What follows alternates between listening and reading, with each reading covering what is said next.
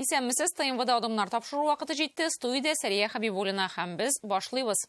Бу атнада Татарстанда җирнең күчәре киләчәк уеннары дип аталган мультиспорт ярышлары тирәсендә әйләнә. Ярышларның ачылыш тантанасына Россия президенты Владимир Путин килде. Шулай ук БДВдан 5 ил башлыгы катнашты. Моның кадәр җитәкченең безгә бер юлы Казанның 1000 еллыгыннан бирле килгәне юк иде кебек. Владимир Путинның Татарстанга эш сәфәре хәтта 2 көн дәвам итте. Ул башкаларыннан иштәлеге белән аерылып торды һәм зур блок социаль-икътисади мәсьәләләрне кулашлады. Казан авиация заводы бүген оборона максатларын үти торган иң заманча самолетларны яңарта. Заманында ил икътисады өчен иң катлаулы елларда Татарстан көче Минтимер Шәймиев ихтыяры белән сакланып калган завод ул. Ту-160М самолетын нәкъ менә беренче президент исеме белән атау Владимир Путин тәкъдиме булды. Сәфәр барышын Алия Хайретдинова күзәтте. Путин түгел микән? Бу көннәрдә күккә карап бу сорауны казанлылар еш бирде. Шып баручы самолетларны да фотога төшереп калучылар күп булган. Беренчедән Россия президенты Владимир Путин Казанга Ту-214 самолетында килде. Аны нәкъ менә Татарстанда җыялар. Икенчедән ил башлыгы эшлекле сәфәр вакытында ракета ташучы Ту-160М штурвалына утырды. Анысы да Татарстанда җитештерелгән донлыклы очкыч. Владимир Путин аңа утырып Казан күген урады. Илья Муромец исемендәге лайнер атом тышкырал ракета ташу өчен каралган. Кабина эчендә президентның беренче пилот белән нидер сөйләшеп, штурвалны үзенә таба тартуы күренә. Очыш тәмамлангач, ул тәэсирләре белән уртаклашты һәм бу самолетның кораллы көчләргә биреләчәген раслады. Конечно, можно принимать состав вооруженных сил. Иң көчле хәрби самолетларның берсе Ту-160М, Ту-160ның яңартылган варианты ул. Тыштан элекләренә охшаган булса да, эше 90%ка үзгәртелгән. Большую дальность, большую боевую нагрузку. Яңартылган самолетлар күктә озаграк оча ала, хәрби егәрлеге дә арта. Алардан 50 елга кадәр файдаланып булачак. Очкычларны җыю тулысынча цифрлаштырылган. Илья Муромец, Валентина Терешкова, 3нче әзер бомбардировщикка Владимир Путин бөтен ил үсешенә зур өлеш керткән Минтимер Шәймиев исемен бирергә тәкъдим итте. Татарстане Минтимер Шәймиев. Есть.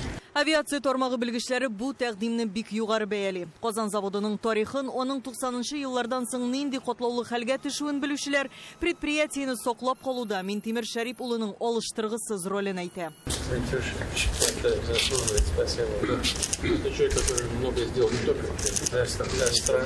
Владимир Путинның Минтимер Шәймиевкә булган ихтирамы аларның очрашуы вакытында да күренеп тора. Җылы итеп күрешү, үзара сөйләшеп алу. Аннары республиканың социаль-икътисади күрсәткечләре турында өчәүләп әңгәмә.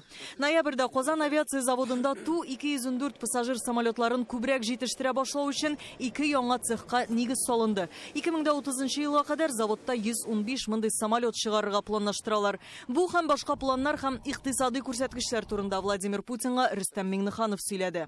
Большие перспективы у нас по нефтехимии. Икътисадта тагын бер яңа проект тәкъдим иттеләр. Сибурның фәнни тикшеренү һәм тәҗрибә конструкторлык үзәге. Анда галимнәр технологияләр уйлап табып, катализ, биологик материалларга бәйле фәнни эшчәнлек белән шөгыльләнәчәк. Сегодня здесь, в Казани, мы закладываем центр, который будет призван стать главным институтом, объединить работу имеющихся в Сибуре 9 научных центров. Владимир Путин демография күрсәткечләре белән кызыксынды. Эш шунда ки, 2019 елдан Татарстанда сабыйлар азрак туа. Владимир Путин моны тормыш дәрәҗәсе белән бәйләде. Ул югарырак булган саен башка максатлар барлыкка килә ди. Количество третьих, четвертых рождений в Татарстане увеличивается, да. А общее рождаемость падает. У нас исторически низкий уровень детской смертности. Исторически низкий. А в Татарстане ниже, чем по стране в целом. Это здорово, это хороший результат. Казанда ачылган яңа перинаталь үзәк шушы максатларга хезмәт итәргә тиеш тә инде. Монда елына ким дигәндә 8000 бала дөньяга аваз салачак. 2024 Россиядә гаилә елы. Димәк, бу демографиягә керткән инфраструктур өлеш. Вперед!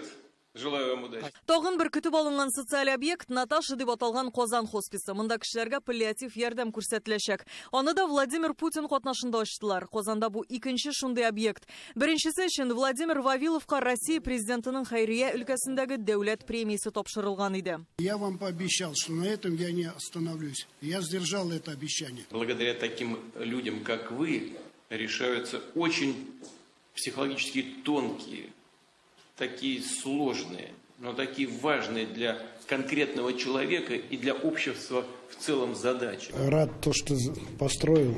Бу хосписның ачылуына бик шатмын, аны Владимир Путин ачуына тагын да ныграк сөенәм. Димәк, безнең эшне югары бәялиләр. Яңа хосписка махсус хәрби операциядә яраланып, хәле авыр булган хәрбиләрне дә кабул итәчәкләр. Хоспис үлем турында түгел, ул тормыш турында.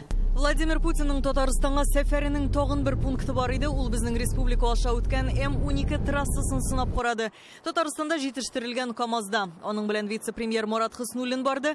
Һәм шунда президент кичә Казанны вертолеттан каравын һәм шәһәрнең моторлануын әйтте. Димәк, күккә кара Владимир Путин эзләүчеләр ялгышмаган. Когда на самолете полетались, не увидели вокруг Казани какая застройка? Вообще, да, конечно. А мы вчера на вертолете летали, и сейчас смотришь на город, приближается, конечно. Так приятно. Олар юлда тукталыш ясап алды. Машина йөртүчеләргә хезмәт күрсәтүче күп функцияле үзәккә керделәр. Проектның үтәлеше белән таныштырдылар. Через нашу трассу России до Москвы это ближе, чем ехать через Казахстан. Татар милли ашлары белән сыйламадылар дип шаяртып алган ул журналистларга. Владимир Путинның 2 көнлек сәфәре көтелмәгән, әмма бик урынлы тәкъдиме, Татарстанда җитештерелгән мөһим техникада йөрүе, социаль-икътисади әһәмияткә ия объектлар ачылышы белән тарихка керәчәк. Алия Хайретдинова, Алмаз Зияддинов, Адымнар. Ә хәзер киләчәк уеннарына күчик. Ярышлар гаять популяр, минем шигем юк, килер бер көн аны уздыру эстафетасына Кытай, Көньяк Корея, Сингапур кебек технологиялар буенча алга киткән илләр кушылыр. Рүзәл Шәрипов киләчәк уеннарының бүгенге безгә януы турында. Казан Экспо күргәзмәләр залым. Халыкара турнирга ул танымаслык итеп үзгәргән. Коридорның бер башыннан алып, икенче башына кадәр биредә киләчәк шәһәрчеге сузылган һәм монда теләге булган һәркем 3 мартка кадәр сәяхәт итәргә килә ала. Фиджитал дөнья 80 000 квадрат метр мәйданны били чагыштырып карасак, хәтта футбол кырыда 7 000 квадрат метр гына. Дистәләгән мәйданчыкта һәркем үзен фиджитал спортчы буларак сынап карый ала. Мәсәлән, хәзер мин виртуаль гольф уйнадым, ә инде бер адым ясагач, монда инде чын барлыктагы гольфны да уйнап карау мөмкинлеге бар. Биредә үзеңне уен персонажлары белән чагыштырырга, яңа технологияләр белән танышырга мөмкин. Регби, фехтованиедә көч сынашып, нейрошилтер белән биергә була. Гаилә белән килүчеләр күп, балалар үзләре әти-әниләрен виртуаль дөнья белән таныштыра. Давайте барып килек инде карар биргән дип. Алар белән килдек. Киләчәктә мондый уеннар булыр дип санабыз инде. Һәр хәлдә менә һәр кешегә һәм җәмгыятькә ниндидер файда китерү ягыннан менә бу яңа технологиялар менә шул өлкәдә күбрәк эшләргә тиештер. Уен, көлке, күңел ачу өлкәсендә түгел. Ышанып булмый, что шулай роботларга шулай калабыз икән дип. Без уйламаганда идек. Булай булганын. Элек инде проще булган иде. Теге акчасында без булай гына, кошелекка сала идек. Хәзер бөтен акча безнең электронный кошелекларда. Киләчәк уеннары безгә югары технологияле киләчәкнең бүгеннән башлануын күрсәтте. Моңа турнир өчен махсус уйлап чыгарылган 21 спорт төре дә дәлил. Уеннарны карарга кергәнче, һәр спорт төре турында тулырак мәгълүмат тупларга була. Аның өчен менә шушы түгәрәк арт-объектка кергә кирәк һәм менә шушы экранда спорт төренә басып, мисал өчен фиджитал баскетболны сайлыйбыз һәм шушы экраннарда әлеге спорт төре турында барлык мәгълүмат чыга. Бу атнада лазертаг, фиджитал футбол, кибератлетика, көрәш, вело һәм танклар узышы буенча беренче ярышлар узды. Дота 2 тамашачылар арасында иң зур кызыксыну яулады. Залга җыелучылардан тыш Кытайда оештырылган трансляцияне генә 126 миллион кеше караган. Уеннарның заманча форматы Татарстанга бик тә килешә, диде ачылыш тантанасында Владимир Путин. Весь Татарстан в полной мере соответствует содержанию, духу игр будущего. Самобытный, многонациональный, богатый культурами разных народов, он свято хранит наследие предков. И при этом всегда открыт новому, смело берется за самые сложные, новаторские проекты и блестяще их выполняет. Ярышларга спортчылар 107 илдән килде. Исемлектә Кытай, Һиндстан, Африка дәүләтләренең булуы шаккатырлык түгел. Франция, Германия, Португалия, Канада һәм Америка Кушма Штатларыннан килүчеләр күп. Ачылыш тантанасына 6 илнең җитәкчеләре килү аның дәрәҗәсен күтәрде. Белоруссия, Казакстан, Үзбәкстан, Таҗикстан, Кыргызстан республикалары башлыклары. Кайберләре турнирны үзләрендә оештыру хыялы белән яши. Казакстан белән Үзбәкстан чиратка басты инде. Келесі ойын Казахстанда өткізек. Давайте проведем следующие игры в Казахстане. В следующий раз в Казахстане, а в 2026 году мы готовы вас принять в Узбекистане. Киләчәк уеннары универсиада кебек Татарстанга яңа тәҗрибә һәм инфраструктура калдыра. Шуларның берсе Казандагы Фиджитал үзәк. Ул сишәмбе ачылды. Илдә алар әле өчәү генә. Хәзер аның нигезендә Идел буе физик тәрбия университетындагы киберспорт кафедрасын Фиджитал спорт кафедрасына үзгәртергә ниятлиләр. Безнең планда киләчәктә университет бинасында Фиджитал спорт буенча тренерлар әзерләү. Алар компьютер артында гына эшләмәячәкләр. Алар гади классик спорт төрләре белән дә шөгыльләнәчәкләр. Фиджитал үзәк Казанны киләчәккә якынайтучы тагын бер адым. Ачылыш тантанасында без яңалыкның спортка гына түгел, медицина, транспорт тармагына да кагылачагын күрдек. Робот-табиблар, гипертавышлы поезд, табигатьтә кырылык белән көрәшүче технологияләр. Дөнья 30 ел сайын зур үзгәрешләр кичерә икән. Хәзер без нәкъ менә шундый яңалык чорында дип белгечләр. Киләчәк уеннар күңел ачу гына түгел, ул чынлап та технологияларга инвестиция, ул безнең илгә инвестиция, ул безнең Казаныбызга инвестициялар, кешеләр буенча, технологиялар буенча, һәм инде үзебезнең мөмкинлекләрне күрсәтү буенча. Һәм инде шушындый адымнар ясап, без чын бар спортны да үстерә алабыз, һәм инде киберспортны да, һәм технологияларны да популяр итә алабыз. Бу атнада киләчәк уеннары хәтта чит ил басмаларында да төп темаларның берсе иде. Казандагы вакыйгаларны яктыртырга 600 журналист килде. Гана корреспонденты турнирның ачылышы югары зәвык белән әзерләнүе турында язган. Канадалар Казанның яңа эрага аяк басуын искәрткән, журналистлар игътибарын җәлеп иткән тагын бер мизгел синхрон бию вакытында бер робот этнең сафтан чыгуы. Моны оештыручылар роботның арып йокыга китүе белән аңлатты һәм бөтен серне ябылу тантанасыннан соң ачышагын әйттеләр. Ачылыш тантанасында бер этнең арып китүе безгә 2014 елдагы Сочидагы Олимпия уеннарын искә төшерде. Ул вакытта уеннарның символындагы бер буҗраның ачылмаган сурәтен шунда футболкаларга төшереп, челлендж оештырганнар иде. Монысында без дә читтә кала алмадык. Технологияләрнең мөмкинлеге кешенекеннән көчлерәк сыман, әмма робот шуны күрсәтте. Кешене әле бернинди кибердам алыштыра алмый. Рузель Шарипов, Лейсан Саитова, Данил Филатов, Одымнар. 23 февраль 2 ел рәттән ул яңа шартларда уздырыла. Аңарчы күпчелек өчен әтиләр бәйрәме буларак кабул ителсә, хәзер туганнары СВОда катнашучы һәр гаилә өчен башка мәгънәгә ия. Бүген сүзебез алгы сызыктагы егетләр хакына тылда зур бер көч булып тупланган якташларыбыз турында. Республикада меңләгән кеше гуманитар ярдәм җыя. Без бу хәрәкәтнең зурлыгын күз аллап та бетермибез. Алар моны кемдер өстән түгел, күңеле кушканга эшли. Мәкалдәгечә изгелек кыла да суга сала. Аның турында сөйләп йөрми.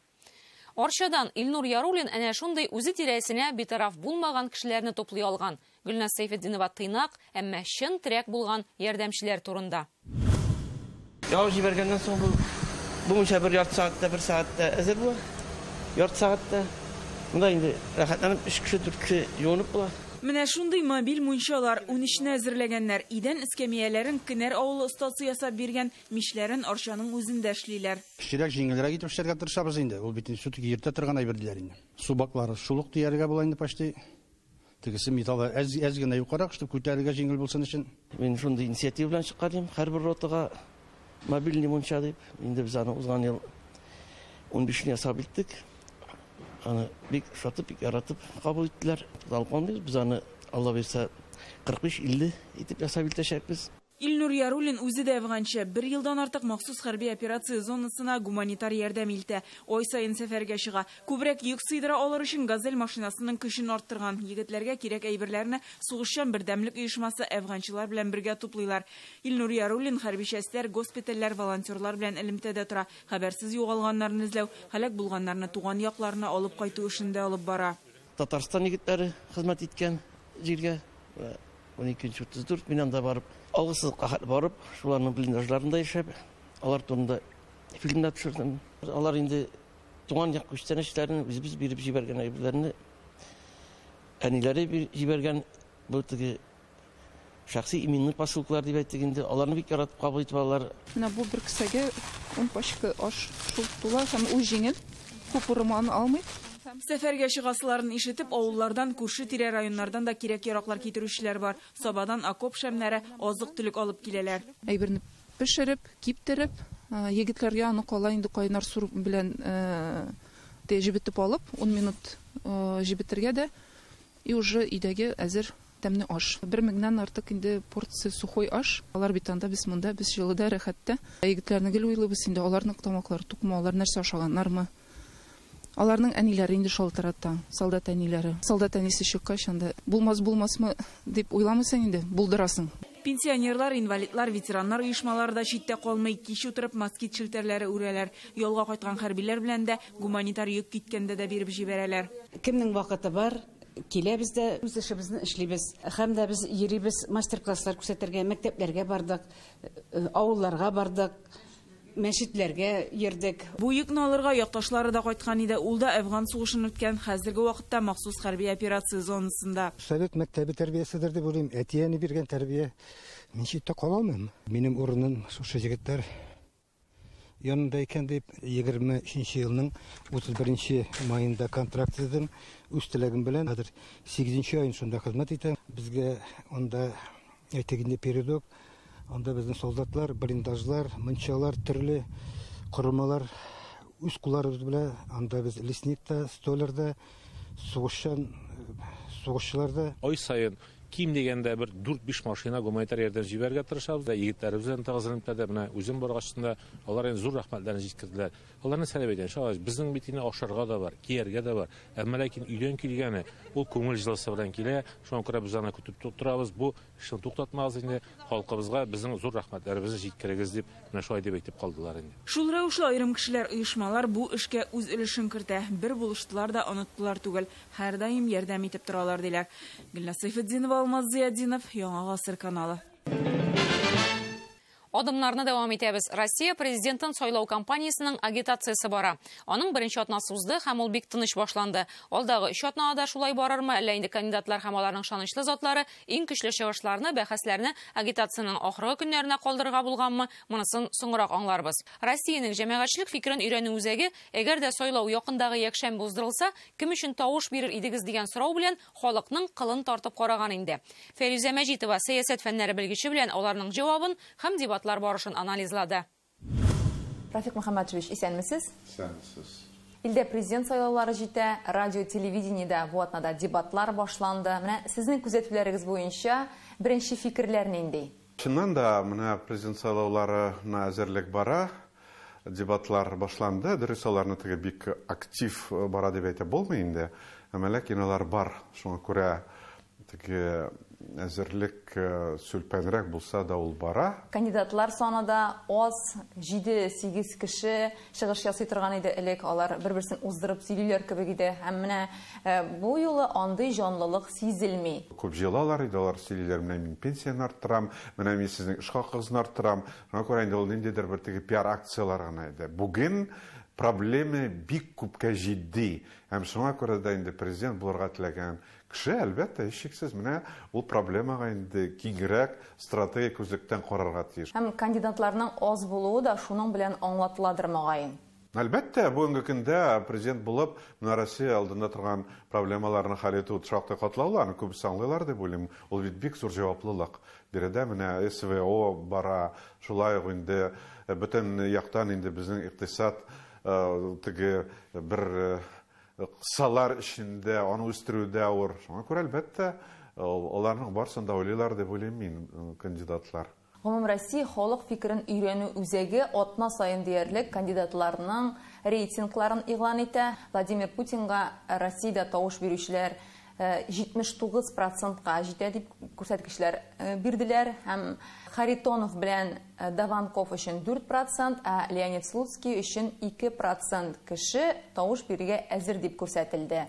Һәм менә соннар арасында аерма зур, ни өчен дип уйлыйсыз? Биредә мөгаен хәзер бит инде Жириновский юк, аны урынына менә Леонид Слуцкий. Ул инде бер Жириновский эшен дәвам итәбез, әмма ләкин без Владимир Путинга каршы тавыш бирмибез дип сөйли. Ягъни биредә инде аның лозунгысында ук инде дә булса мантыгы юк. Аңар инде тавыш бирүчеләр саны бик кимеде. Коммунистлар инде алар идеологик принцип белән корылган ЛДПРга караганда. Чөнки инде ул өлкән яшьтәге менә теге совет чорына инде онытмыйча тұрған бик көп пенсионерлар, яшьләр бик аз булса да, ләкин алар да бик кимеде инде. Владимир Путин өчен 79% ул инде бик зур сан, әйтик 2%-тан 79% аерыла. Бу нәрсә белән бәйле? Ну, чыннан да ул бүгенге көндә Россия алдында торган бу проблемаларны хәл итү өчен бердән-бер лидер ул Владимир Путин икәнлеген күпләр аңлый дип уйлыйм мин. Әңгәмәгез өчен бик зур рәхмәт. 21 февраль дөньяда туган тел көне иде. Аны саклау турында без ел башыннан Россиянең төрле төбәкләрендә яшәүче милләттәшләребез белән сөйләшәбез. Бу атнада иҗат төркеме Владимир өлкәсенә барып кайтты. Анда Үзәк федераль округтагы төбәкләрнең татар милли мәдәни мөхтәриятләре җитәкчеләре җыелды. 2010 елга халык санын алу нәтиҗәсе буенча Владимир өлкәсендә 7300 татар булган. Тагын 10 елдан алар 3500-га кала. Җирле татарлар бу саннар белән килешми. Гаиләләрдә балалар туа, йолаларны, телне саклап яшибез диләр. Туган телне саклау мәсьәләсендә бу бик үзенчәлекле җир. Моннан Мәскәүгә 200 чакрым гына. Төбәк халкының 95% руслар. Әмма без Владимирда татарларны үзебез өчен яңа яктан ачтык. Монда татар иҗтимагый оешмасы җитәкчелегендә яшь кеше тора һәм үзе янына яшьләрне туплый алган. Рания Абдрахманова репортажы. Владимир өлкәсендә бүген 1 миллионнан артык кеше яши. Шулар арасында татарлар саны 1%-ка да тулмый. Кайбер районнарда алар берничә дистә гаилә, кайберләрендә берничә кеше генә, әмма барысында уртак максатлар һәм бурычлар берләштерә. Иң зурысы милләтне саклау. 7,5 мең татарлар. Татарлар авылларында юк. Кызганычка каршы күбесенчә килгән татарлары. Владимир өлкәсенә татарлар 20-нчы гасырда өч дулкын булып килә. 30-нчы елларда репрессия чорында, 50-нчы елларда авылларда паспорт бирә башлагач, 3-нчесе үзгәртеп кору юлларында. Мөкаддәс Муртазинның әби-бабалары беренчеләрдән. Еллар дәвамында нәселдә тел югала. Бу гомумән чит төбәкләрдә яшәүчеләрнең төп проблемасы. Бүген 5-нче буын егет туган телен үзлектән өйрәнергә булган. 3-нче бөтен дөнья татар конгрессының съездына чакыра. 2002 елда барып кайттым, 200 татарча белеп, кайткач инде бар бит конгрессның җыелышы җыеннары рухандыра. Бар бер мәдәнияте белән, милли гарәгатьләре белән, дәүләт ансамблене күреп, Казанны күреп, кайтасын инде руханып, 3-нче елда татар теле укытучыны эзләп башладык. Укытучы табаларда Владимирдагы татар яшьләре тел өйрәнә башлый. Бүген аларның балалары сөйләшә. Заманында Владимирда балалар бакчасында ял көннәрендә эшли торган татар төркеме оештырган булганнар. Бүген татарча сөйләшүчеләр нәкъ менә алар буыны. Минем исемем Камил, миңа 11 яшь, мин Владимирда тудым, мин Мелиховда яшим. Бу ерак түгел моннан. Мин күптән татар теленә өйрәнергә инде. Без татарча укырга, язарга өйрәнергә телибез, шуңа татар теле дәресләренә йөрибез. Дөрес итеп татарча сөйләшү безнең максатыбыз. Мине исемем Рамис, миңа 13 яшь, и мин йырлыйм песнялар татарлар, например, «Эх, сез матур кызлар». Эх, сез матур кызлар, ник шаяртасыз, йөрәгемдә януларын бишанламышсыз. Рәмис Янбековның әби-бабалары Владимир өлкәсенә 25 ел элек күченгән, районда яшиләр. Пензенск областен килдек. Мин анда да энергетика эшләдем, анда ике сеңел братларым. Да, племянница бер чисемендалар, вот, бире килдек. Керек семьяда аланнар белән сөйләргә татарча үтә. Хәзер китте мода, ланнар белән сөйлиләр русча. Ике баламны татарча өйрәтәмен, кичерәкчектән үк исемнәрне татарча миңа әйтәләр, әнием. Татарстанда татар исемнәре кушу гади күренеш булса, республикадан читтә катнаш никахлар күп. Үзәк федераль төбәкләреннән җыелган милләттәшләребез шул хакта сөйләшә. Әти мәсәлән да теге хуррият бирә һәм балалар үзләре теге бик алай әниятен сорамыйлар теге кәләш тапкандамы яки мәсәлән ирә чыккандамы. Үзләре урыс дип язмаса, ләкин балалары урыс дип язалар инде үзләрен. Үзәк федераль округы татарларының Владимирда җыелуы юктан түгел. Гадәттә күп җирдә мөхтәриятләрдә өлкән яшьтәге апа-абыйлар эшли. Ә Владимир яшьләрне җәлеп итүе белән үрнәк. Икенчедән шундый тырышлыгы белән алар җирле хакимиятның ихтирамын казанган. У нас в области зарегистрировано 28 национальных общественных объединений. Безнең өлкәдә 28 милли иҗтимагый берләшмә бар. Иң активларның берсе татарларныкы, оешма төбәктәге татарларны берләштерә, элемтәдә тота торган урын. Милли хәрәкәттә менә аның нигезендә бу яшьләрнең булуы, аларның тартылуы, Аларның һәрберсенең карашлары Татарстанга, Казанга төбәлгән. Аларның кызыксынулары һәм гомумән милләт эшенә һәм милләт язмышына битараф булмаулары һәм бу хәрәкәттә бер йодрык булып тупланулары, әлбәттә, бу татар оешмасын үсешен тәэмин итә. Яшьләргә ышанып яшәбез. Безнең урынга кем килер? Хәзер уйларга кирәк. Картыгы килгәч сан уйларга. Һәм кеше дә үскәндә үстерергә кирәк. 20 яшьтә уенда үскән кеше.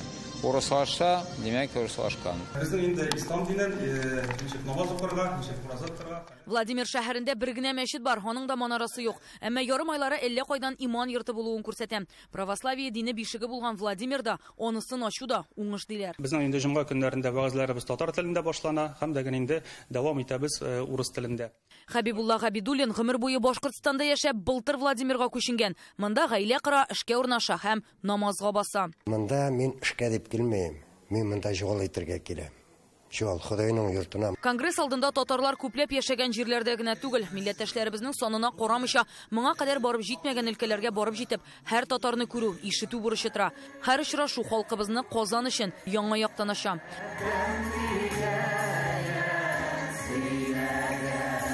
Владимир өлкәсеннән Рания Абдрахманова, Владимир Гурьянов. Адымнар. Без җәмгыять милли төрлелеге, мәдәниятләрнең байлыгы белән көчле дибез. Бу атнада әнә шундый күп милләтле коллектив Татарстанның дәүләт камера хоры Россия тамашачысы күңелен яулап кайтты. Алар федераль каналдагы шоуда катнаша һәм татар җырын башкарып, проекттагы 100 жюри әгъзасының 99-ын аяк ура бастыра. Ак калфакның табылган чагы. Бу Татарстанның данын яклап, югары зәвык белән татар җыр сәнгатен таныту иде. Җитәкчеләре Миләүшә Тәминдарова татар җырын башкарырга карар кыла. Аны милли көй белән катнашу уеннан кире кайтырга үгетләгәннәр. Редакторы очень мне сильно не рекомендовали заходить с татарской музыки. Тапшырның мөхәррирләре миңа татар җыры белән катнашмаска киңәш итте. Мин Татарстанның халык артисты Миләүшә Тәминдарова сезнең программада татар җыры белән чыгыш ясауны үземнең бурычым дип саныйм дигән хат яздым. Чөнки безнең хорга Мәскәүгә барып чыгыш ясарга республика хөкүмәте ярдәм итте. Ни өчен татар җырын җырламаска дигән сорауга мөхәррирләр жюридагы 100 кешене дә бастыра алмыйсыз диделәр. Миләүшә Амировна не встанет в сотни на татарскую песню.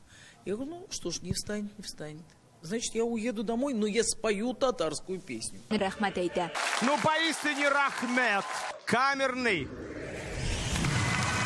Татар халык көе Ак калфак белән князь Игорь операсыннан үзекне берләштерү Миләүшә Тәминдарова тәкъдиме була. Вы не представляете, сколько людей мне написало. Горурланабыз, горурланабыз. Миләүшә Амировна, сез генә милләтебезне, значит, күтәрәсез. Мне и крымские татары, и депутаты, какие-то люди звонят, пишут. Ну, приятно.